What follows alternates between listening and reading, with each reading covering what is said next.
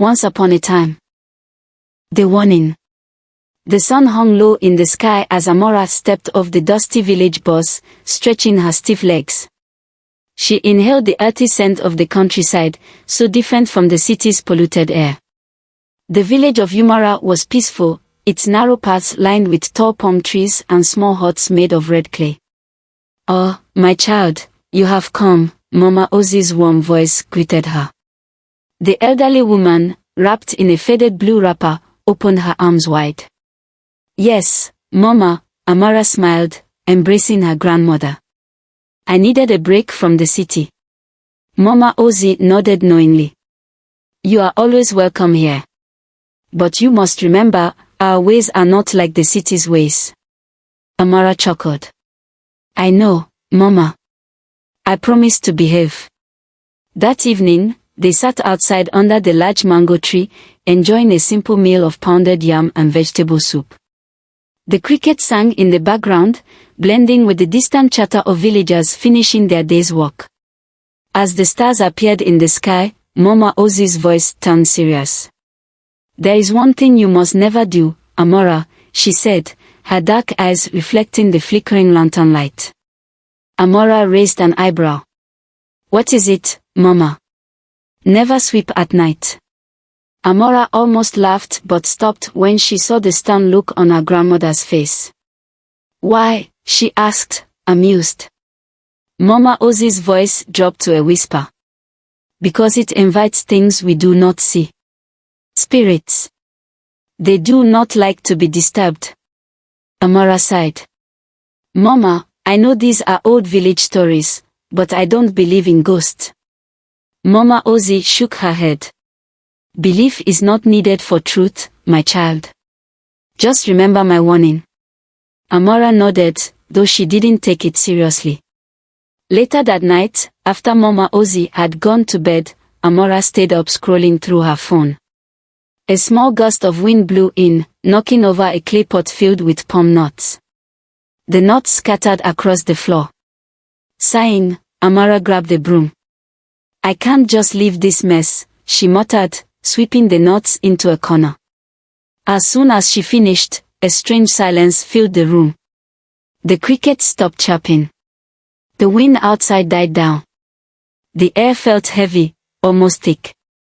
A shiver ran down Amora's spine. "It's nothing," she told herself, shaking off the feeling. She climbed into bed, turning off the lantern. Just as she was about to drift off, she heard it. A faint whisper. At first, she thought it was the wind, but then she realized it was coming from inside the room. Her heartbeat quickened. She lay still, listening. Then, she heard it again. A soft, shuffling sound. Like a broom moving on its own. Her blood ran cold. Slowly, she turned her head toward the corner where she had swept. The broom was exactly where she left it. But the pile of nuts she had swept together was scattered again. A shadow flickered across the room. Amora squeezed her eyes shut. Maybe she was imagining things. Maybe it was just her tired mind playing tricks on her. But deep inside, a chilling thought crept in. She had disturbed something. And it was watching her. The consequences begin. The night was thick with silence. Amora lay in bed, her heart pounding. She tried to convince herself that she had imagined the whispering. That the scattered nuts and the flickering shadows were just tricks of her tired mind. But then, creak! A soft noise echoed from the far corner of the room. It was light, almost hesitant, like a careful footstep pressing against the wooden floor. Amora's breath hitched. Then came another sound, shhshhshh, a sweeping motion. She turned her head slowly, her skin prickling. The broom was moving. Not violently, not aggressively, but with an eerie patience. It glided over the floor as if guided by invisible hands. The air turned ice cold. Amora sat up, gripping her blanket. Her mouth felt dry. Whispering. Soft voices, too many to count, filled the room, speaking in a language she did not recognize. The words slithered through the air, wrapping around her ears like ghostly fingers. Her eyes darted to the corner. Shadows shifted, growing taller, stretching unnaturally. One of them twitched. Then it moved. Amora screamed. She bolted from the bed, knocking over the stool beside her. Her bare feet slapped against the cold floor as she ran straight for her grandmother's room. "Mama," she cried, pushing the door open. Mama Ozzy was already awake, sitting at the edge of her bed. Her old, wise eyes locked onto Amora's face, already knowing what had happened. "You slept at night," she said, her voice heavy with disappointment. Amora was panting, shaking. "Mama, something is in my room." Mama Ozzy stood up, wrapping a shawl around her shoulders. "It has begun," she murmured. She walked past Amora and stepped into the main room. The dim lantern light barely illuminated the floor, but what Amora saw made her stomach drop. The dust she had swept was back, spread across the floor in a perfect circle. But it wasn't just dust. It formed strange, swirling patterns, like ancient symbols drawn by unseen hands. Mama Ozzy knelt, touching the markings with her fingers. "They are watching you now." "Who?" Amora whispered. "The spirits." A gust of wind rushed through the house, rattling the windows despite the still night outside. The candle on the table flickered wildly before going out. Amora's body turned rigid. She didn't want to believe it, but the evidence was right in front of her. Mama Ozzy stood, her face grave. "We must act quickly." She walked over to a wooden chest at the corner of the room and pulled out a small calabash bowl filled with white chalky powder. Then, she reached for a bundle of dried leaves tied together with red string. "Sit," she commanded, and Amora obeyed, too shaken to argue. Mama Ozzy dipped her fingers into the white powder and traced a symbol on Amora's forehead. Then, she lit the dried leaves, allowing the thick smoke to swirl around them. She began to chant in a low voice, her words rhythmic, commanding, ancient. The air felt heavier. The shadows in the room seemed to retreat, pulling back as if afraid of the ritual. After a long moment, Mama Ozzy stopped. "This will keep them from harming you tonight," she said. "But it is not over." Amora swallowed hard. "What do they want?" Mama Ozzy's gaze darkened. "They do not like to be disturbed. You have broken a rule, Amora. And now, they are watching." A chill ran down Amora's spine. Outside, the wind howled.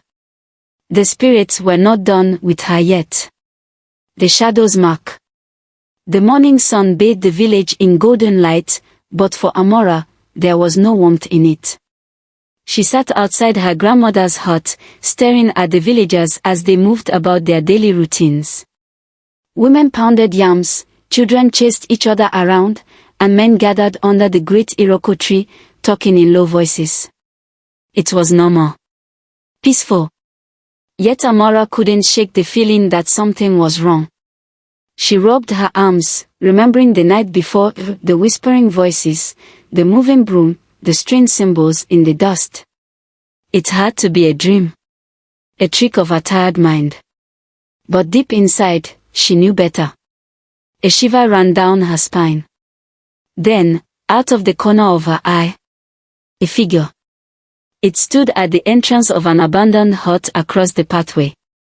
A tall, dark shape, featureless yet solid. Amora's breath caught in her throat. She turned to get a better look, but it was gone. She exhaled shakily. "I imagined it, right?" She tried to brush it off, but as she went about her day, it kept happening. A shadow that lingered just a second too long. A dark figure disappearing the moment she turned her head. Faint whispers carried by the wind. She wasn't the only one who noticed. As she walked through the village, people watched her differently. Their usual friendly smiles were gone, replaced with cautious glances and hushed murmurs. A group of elderly women whispered among themselves. She has been marked. The spirits have taken notice. Something restless is near. Amora clenched her fist, frustration bubbling inside her. This is just superstition. It can't be real.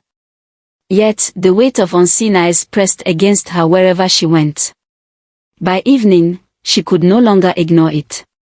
She rushed back to Mama Ozzy's hut, her heart pounding. Mama, something is wrong. I keep seeing things. People are acting strange around me. Mama Ozzy, sitting cross-legged on the floor, did not look surprised. She simply nodded. The spirits have marked you. Amora's stomach twisted. What does that mean? Mama Ozzy sighed deeply. When you swept at night, you did not just disturb them, you pushed away our protectors. The ones who keep the restless spirits at bay. Amora's breath hitched. So, what's following me? Mama Ozzy stared into the fire pit, her face grave. Something that should never have been allowed inside. A heavy silence fell between them. Then Mama Ozzy stood. We must perform a cleansing before it is too late. She reached for a clay pot filled with a thick, dark liquid and motioned for Amora to kneel. Taking a bundle of sacred leaves, she dipped them into the liquid and began to brush them over Amora's body, chanting in an ancient tongue. The air grew heavier, pressing against Amora's skin like unseen hands. Then, the fire flickered wildly. The shadows on the walls stretched, twisting unnaturally. The hut filled with a deep, guttural sound, half whisper, half growl. The spirit was resisting. Amora's body trembled as a freezing sensation crawled up her spine. Then, a whisper, right by her ear. You cannot hide. She gasped, eyes wide with terror. Mama Ozzy's chanting grew louder, her voice filled with urgency. The flames roared higher, fighting against the darkness. And then, crack! The clay pot shattered. The dark liquid spilled across the floor, soaking into the earth. The room fell silent. The pressure lifted. The air became still. But Mama Ozzy's face remained grim. It is not living. Amora's heart pounded. The spirit had taken an interest in her. And it wasn't going to let her go so easily, the spirit's wrath. Sleep became Amora's enemy. Each time she closed her eyes, it was there. A voice, deep and ancient, whispering her name from the darkness. Amora. It slithered into her dreams, turning them into nightmares. She saw herself standing in the village, but everything was wrong. The sky was too dark, the trees twisted, and the hut abandoned. Shadows stretched unnaturally, creeping toward her with outstretched hands. You should not have swept at night. A figure loomed before her, tall, featureless, its body shifting like smoke. It reached for her. Amora always woke up screaming. During the day, things weren't much better. Objects in the hut moved on their own. The wooden stool she sat on slid away just as she was about to sit. Pots tipped over when no one was near them. The broom, the cursed broom, always seemed to appear in strange places, as if reminding her of what she had done. The villagers noticed. They whispered when she passed. They avoided her touch, their eyes filled with fear. Even the children, once eager to play, now hid behind their mother's skirts. The village feared she had been cursed. And deep inside, Amora feared they were right. Mama, I can't live like this, she said one evening, trembling. Tell me what to do. Mama Ozzy pursed her lips, her face lined with worry. We must consult the elder. He has knowledge of things even I do not understand. That night, they walked in silence to the elder's hut. Chief Oduma was a man of few words, but his eyes held wisdom as deep as the earth. He listened carefully as Mama Ozzy explained Amora's plight. When she finished, the room fell silent. Then, in a low voice, Chief Oduma said, "This is not the first time." Amora's blood ran cold. "What do you mean?" The old man stared into the fire. "Long ago, another soul made the same mistake. A girl, just like you." "What happened to her?" Amora whispered. Chief Oduma's gaze met hers. She was never seen again. A chill spread through Amora's body. The elder continued, "The spirits are not easily appeased. But there is a way, if you are willing to risk it." Amora nodded quickly. "Tell me." "The spirit must be given an offering. Something precious. But beware, if the spirit rejects it, there will be no second chance." "What kind of offering?" Chief Oduma's face was grim. "Blood, or something of great personal value." Amora swallowed hard. He handed her a small carved gourd. "Take this to the forest edge at midnight. Pour its contents onto the ground and speak the words I will teach you. But know this, the spirit must accept the offering willingly. If it does not..." He didn't finish the sentence. He didn't have to. Amora already knew the consequences. That night, she stood at the edge of the forest, her heart pounding. The wind whispered through the trees, carrying voices she couldn't understand. She clutched the gourd tightly. Behind her, Mama Ozzy placed a hand on her shoulder. "Be strong, my child. And do not run, no matter what happens." Amora swallowed, nodding. Then she stepped forward, into the darkness. And the spirit was waiting. The dangerous ritual. The moon hung low in the sky as Amora and Mama Ozzy prepared the offering. On a small wooden mat, they placed a clay figure shaped in Amora's likeness, to represent her soul. A bowl of red palm oil, a sign of peace and reconciliation. Sacred chalk, crushed into fine powder, used to draw protective symbols on the ground. Mama Ozzy walked quickly, her hands steady, but Amora could see the worry in her grandmother's eyes. "This must be done with a pure heart," Mama Ozzy warned. "If you are afraid, the spirit will know." Amora nodded, but fear twisted in her stomach. They walked to the edge of the forest, where the world felt different, too still, too heavy, too watching. The trees loomed high, their branches tangled like grasping fingers. The air smelled of damp earth and something else, something old. Mama Ozzy began to chant. Her voice was soft at first, then stronger, carrying words Amora did not understand. The sacred chalk left glowing white marks on the ground. Amora knelt before the offering. Her hands trembled as she placed the clay figure down and poured the red palm oil over it. She took a deep breath and spoke. "I am sorry. I did not mean to disturb you. Please accept this offering and leave me in peace." Silence. Then, a whisper. "Amora." She gasped, turning sharply. A shadow peeled away from the trees. It had no face, only darkness, but she could feel it watching her. "You did not listen," the voice murmured. "Now you want mercy." Amora's throat went dry. "Yes," she whispered. "Please." The spirit moved closer. The air around her turned ice cold. "Let me see your heart." Suddenly, Amora was not in the forest. She was somewhere else. A memory. She saw herself as a child, crying in the rain. Her mother's voice rang in her ears, sharp and disappointed. "You will never be strong if you keep running away, Amora." Tears burned in Amora's eyes. The scene shifted. She was in the city now, standing before her boss, who sneered at her. "You're too soft, Amora. That's why no one takes you seriously." Her greatest fears swirled around her.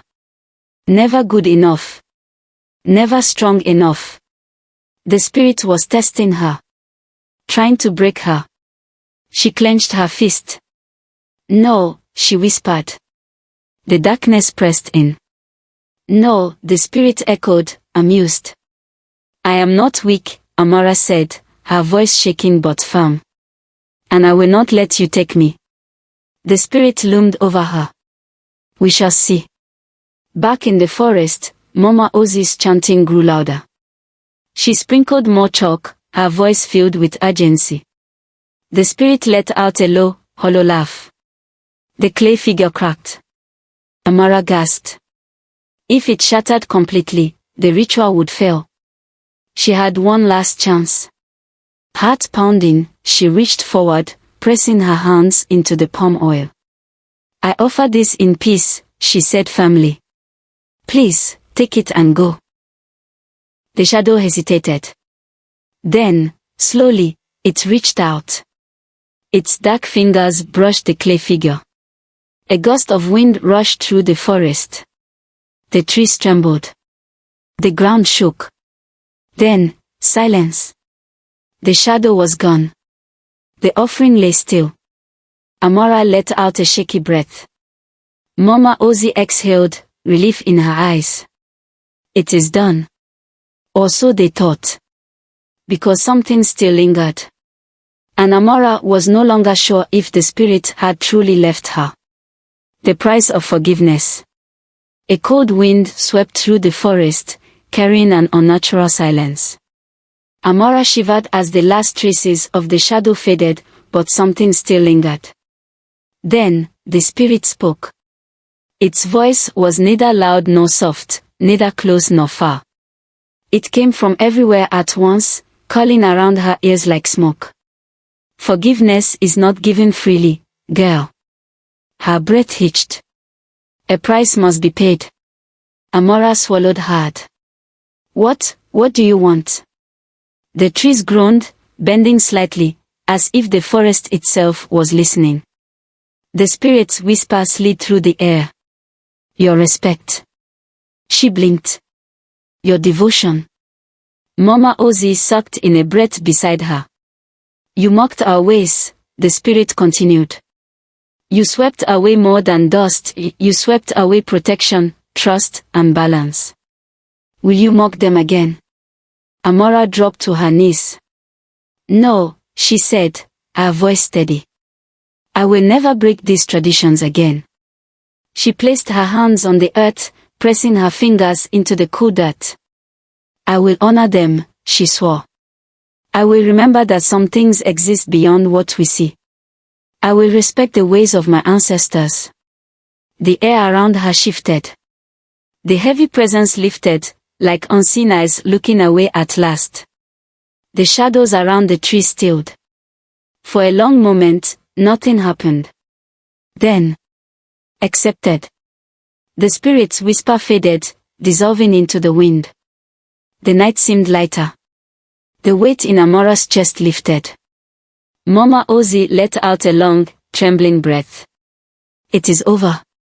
The forest exhaled with her, the trees swaying gently. The spirits were at peace. The village's verdict.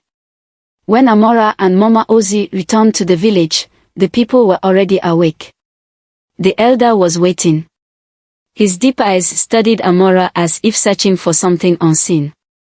Then, he nodded. The spirits have spared you, he said. They have given you back to us? A murmur ran through the villagers. Some bowed their heads in respect. Others watched Amora with awe. No one had ever been forgiven before. Mama Ozzy held Amora's hand tightly. This is a blessing, child. Amora felt it. Not just relief, but understanding. She had been blind before, seeing traditions as simple rules from the past. Now, she knew better. Some traditions were not about fear. Some were about truth. A changed heart. Days later, Amora packed her things. It was time to return to the city. Before she left, she stood outside Mama Ozzy's house, staring at the ground. A small broom leaned against the wall.